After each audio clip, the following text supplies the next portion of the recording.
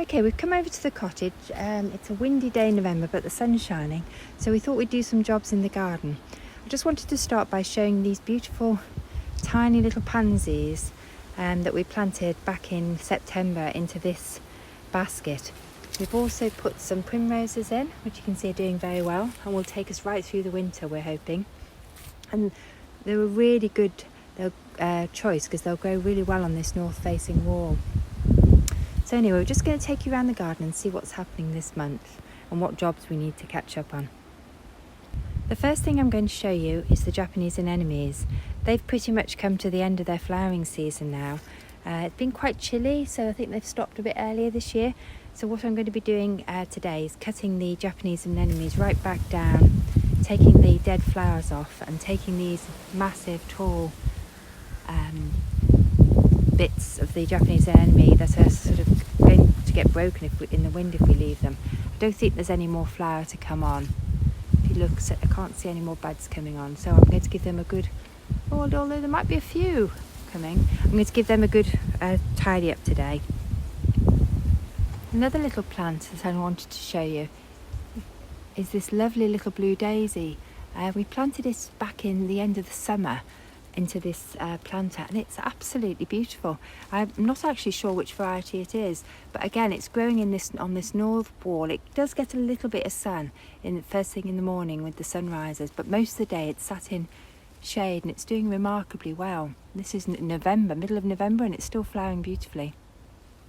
The rose border is looking very sorry for itself, and we're ready for a bit of a cut back in here. These peonies now have completely died back, so I'm going to give them a bit of a haircut and probably cut them down to the ground. There's another young peony we planted back there that needs cutting down. I'll leave a little bit of the wood sticking up so I can remember where they are. This is looking remarkably good. We tidied this plant back up, gave it quite a radical haircut back in August, and it's actually put more flower spikes on, which is lovely to see. As you can see now, there's very little flower left in here, if any, and these geraniums are going to need, these perennial geraniums are going to need a really good hard cut back to tidy them up. Everything's looking quite messy now, so that we want this border to be tidied up, ready for next spring, and the spring bulbs coming through. Still a little bit of flower on some of the perennial geraniums, as you can see, so we probably won't cut that one back yet. We planted these autumn cyclamen in this very shady, dry spot last year as corms that we'd dug up from the other parts of the garden, and as you can see, they're doing really well. They're starting to spread out here. I had previously planted Japanese anemones here, but they're surviving, but I wouldn't say they're thriving. They've been in about 4 years and they're struggling a little bit because it is a very dry spot. Whereas actually the cyclamen have only been in a year and they absolutely love it. It's obviously they're perfect conditions, so I'm going to put some more in here this year. Another job we need to do this month is replant these planters. They've been fabulous all summer. We've had a combination of geraniums and annuals in them, and they have been very good, but now they're starting to look a little sorry for themselves. What we're going to do is to keep the geraniums, we're going to pop the geraniums up into pots and pop them in the greenhouse, and everything else will be composted.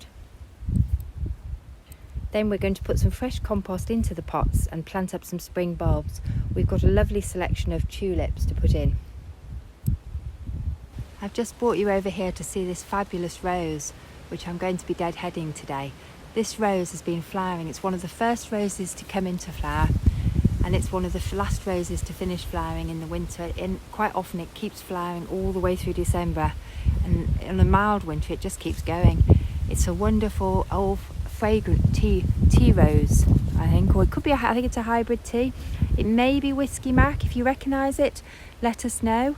It was here when we bought the cottage, and it's one of our favourites. It's about 7 foot tall, and it just flowers phenomenally well with these beautiful fragrant flowers and this beautiful colour, which looks low. It's also a really good cut rose.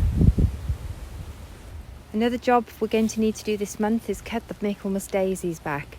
This was a beautiful purple Michaelmas daisy that's flowered phenomenally well, but as you can see, it's now finished.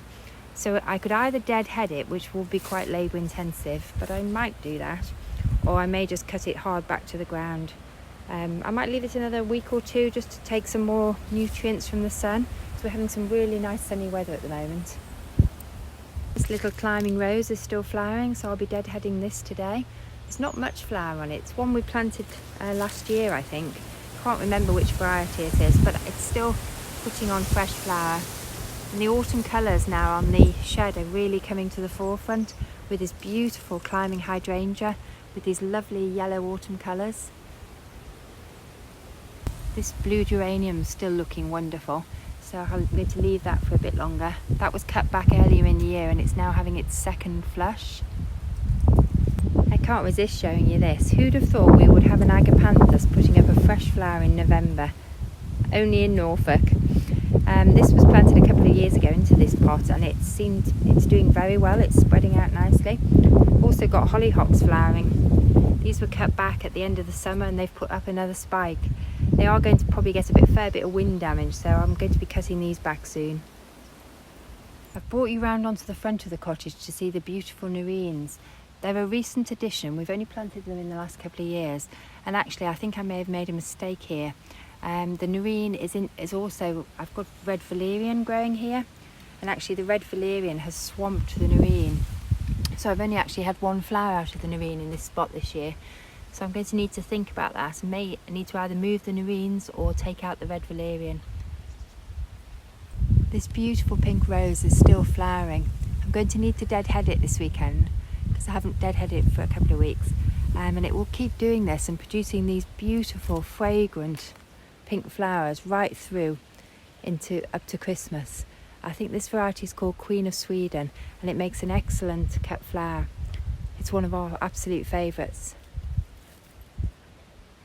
This perennial cornflower that I cut back earlier in the year is putting on another flush of flower, so that's nice to see.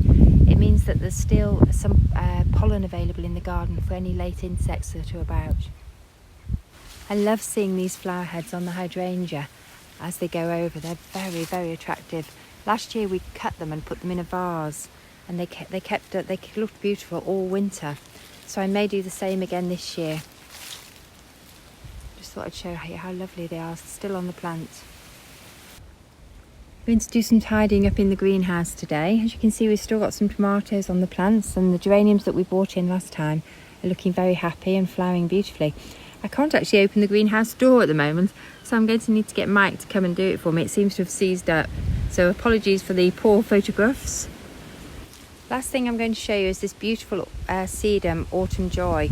This is planted in a sort of semi-shade position. It's not in full sun, and as you can see, compared to some of our other sedums, it's quite leggy, but the colour on these flowers is just beautiful. And it does get some sun. It's getting the sun at the moment. I think it's still worth trying it. And as you can, if you pop over here, you can see the insects on it.